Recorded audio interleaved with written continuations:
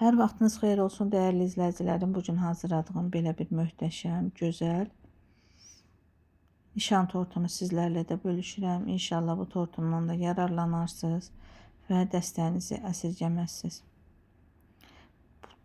Bu videoda xanımlar tortun yığılma qaydasını da bölüşürəm. İnşallah bütün xırdalıqları ilə, püf nöqtələri ilə qarşınızdayım. İnşallah siz də vəziyyətimi dəyərləndirərsiniz. Keçək torta. Tortun alt hissəsini xanımlar 30-dan 30 diametrli formada hazırlamışam. Üzərini isə südlə isladıram. Qatlaşdırılmış südün üzərinə otaq temperaturunda olan su əlavə etmişəm. Onunla isladıram. Kremi isə xanımlar kəsmişli kremdir. Tvarojna sır. Sonra isə slivka qaymaq və şəkər pudrasıdır.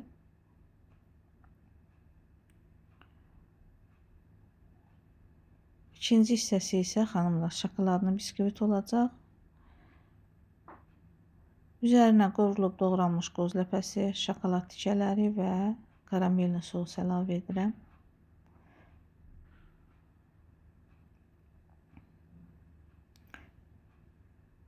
Yenidən ağ biskvit. Dediyim kimi yarı hissəsi isə şokoladlı biskvit olacaq.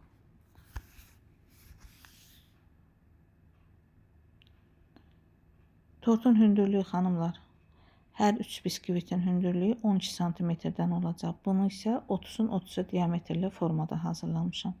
Üzərinə şokoladlı krem əlavə etdim. Şokoladlı kremdə yenə də kəsmişli tvarojna sır, slivka, əridilmiş şokolad və şəkər pudrası.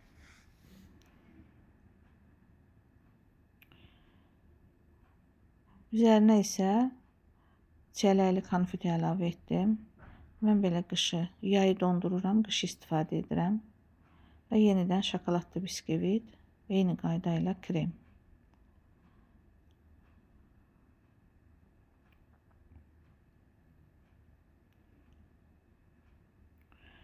Müştərim də çox razı qalıb, dadı da çox möhtəşəmdir. Yenə də deyirəm, bu müştərinin istəyinə görə yığılıb, yarı qozlu, yarı isə meyvəli. Siz də bir yoxlayın, sintez edin, çox gözəl olur. Yəni hökman deyir çələklə olsun, malina ilə və yaxud da digər gilə meyvələrlə də, sevdiyiniz gilə meyvələrlə də hazırlaya bilərsiniz. Eyni qayda ilə də bax, ağ biskviti, ağ kremli biskvitin üzərinə çəkirəm. Yenə də deyirəm, çalışıram bütün püf nöqtələrini sizə izah edim.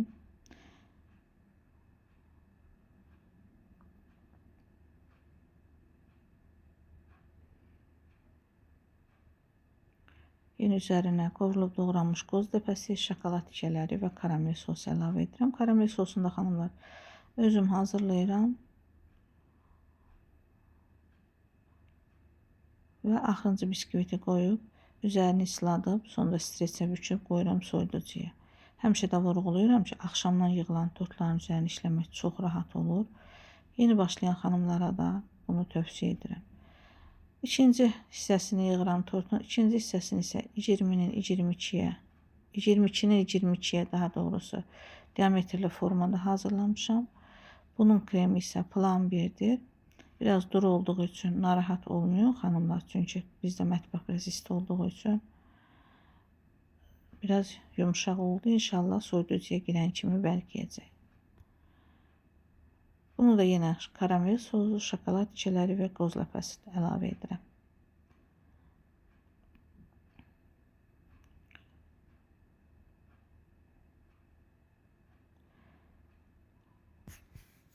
Şu tortun çəkisi xanımlar 10 kilo 600 gəlir.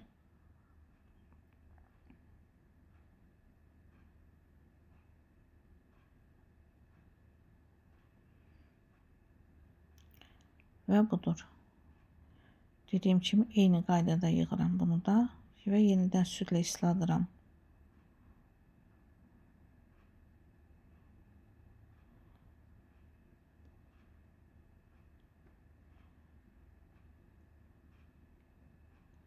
Və bunu da yerləşdirirəm soyuducuya, yenə üzərinə streç keçirdirəm xanımlar.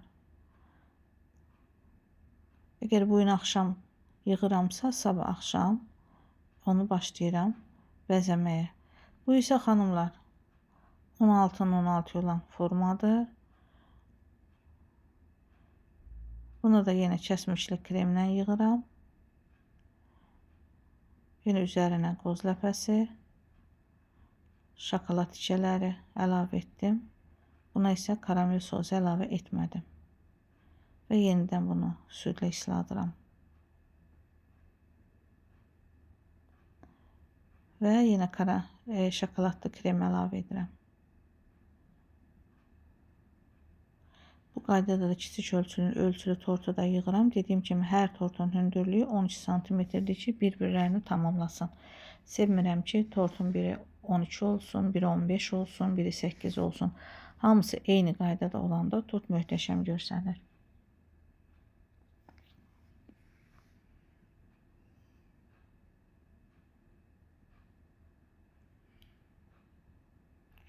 Bunu da yığdıqdan sonra yenidən xanımlar bunu da soyuducuya yerləşdirirəm. Səhər isə inşallah üzərini qanaşlayıram. Qanaşın da hazırlanma qaydasını videonun alt bölümündən inşallah paylaşacağım.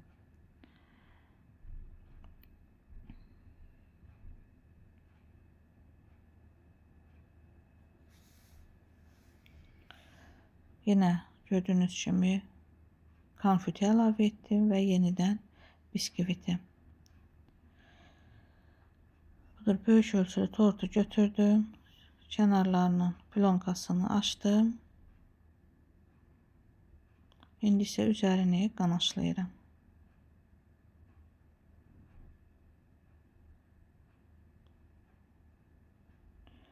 Hər bir tərəfini qanaşlayıram. Əvvəlcə yüngül qanaş çəkirəm. Xırda biskvit tikələri örtülür.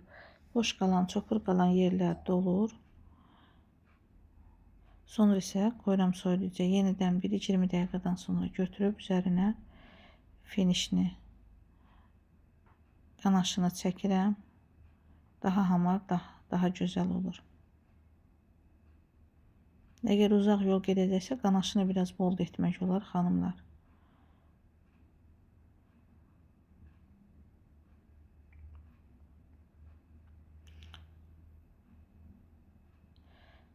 Və eyni qaydayla digər tortların da üzərini bax bu qayda ilə qanaşlayıram. Yəni mən həmişə deyirəm ki, qanaş mənim olmazsa olmazımdır. Sizlərə də tövsiyə edirəm xanımlar qanaşla işləməyi. Rahatdır, əziyyəti o qədər də yoxdur. Kremlə örtərkən də görsən spatulaya biskvit tikələri yapışır. Ancaq qanaş elədi ki, möhkəmləndirir, heç bir problem olmur.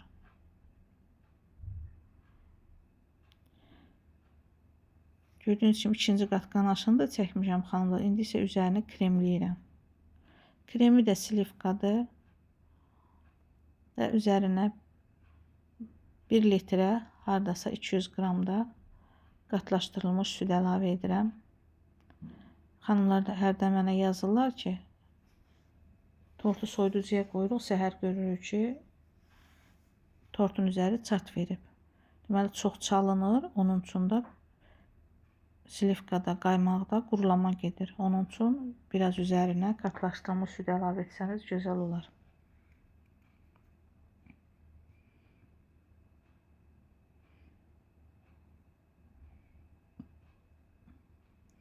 Bu qaydayla tortun üzərini örtürəm xanımlar. Kim əgər belə hasant deyilsə, bu cür örtə bilmirsə, şirniyyat torbasına da kremi vurub tortun kənarlarına gedə bilər. Şpatula ilə yaxdım, sonra isə spatula ilə hamarlayıram. Üzərini gördüyünüz kimi bu qayda ilə yığıram.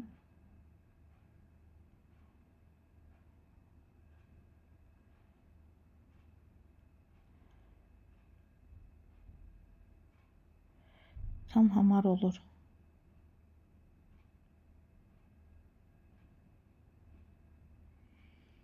Orta hissələrinə xanımlar qalın şişlər olur, taxta şişlər. Bax ondan da istifadə edə bilərsiniz və yaxud da turbalardan da istifadə edə bilərsiniz. Adi İsrail mağazinlərində olan 15'lik turbaları alırsınız. Qəşəngcə yuyursunuz, spirtləyirsiniz. Sonra isə ölçülərinə görə kəsib tortun içərisinə yerləşdirirsiniz. O daha möhkəm olur, etibarlı olur. Hər 3 tortun da eyni bərabərdə gördüyünüz kimi üzərini kremləyirəm.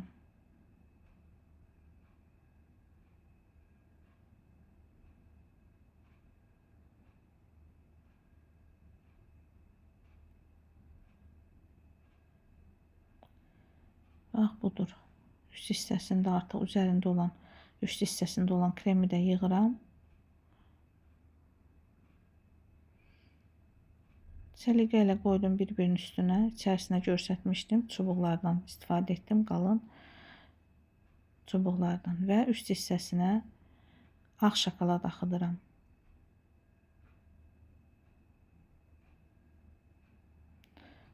Ağ şokoladın üzərində bir balaca slivka əlavə etdim. Mikrodalğalı sobada bir balaca əritdim. Sonra isə bax bu qayda ilə tortun üst hissəsindən axıdıram.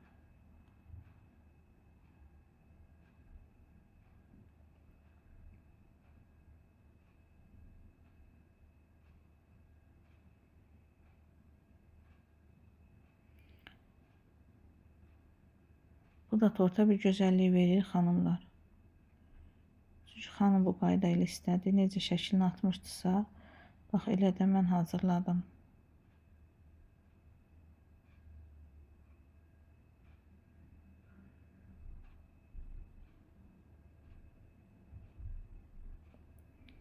Eyni qayda ilə aşağı hissələrinə də yavaş-yavaş ağ şokolad axıdıram. Videoda bu gözəlliyi səndiyən çatdırmaq olmur. Canlı çox gözəl olur xanımlar.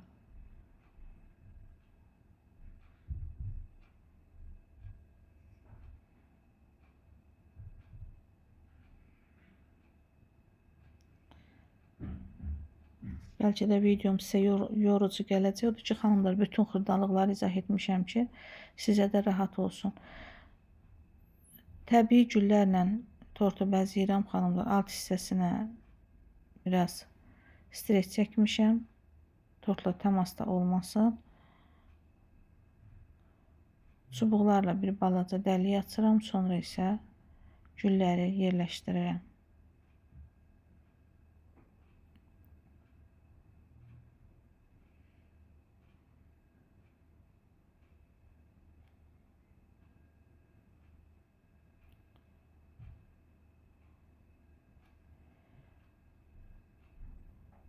Sonra isə yenə də təbii yarpaqlardan istifadə edirəm.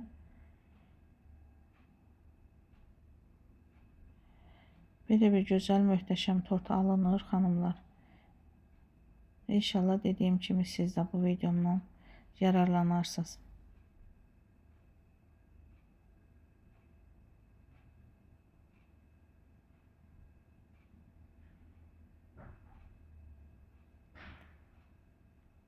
Hər bir tərəfini gözəl güllərlə bəzəyirəm.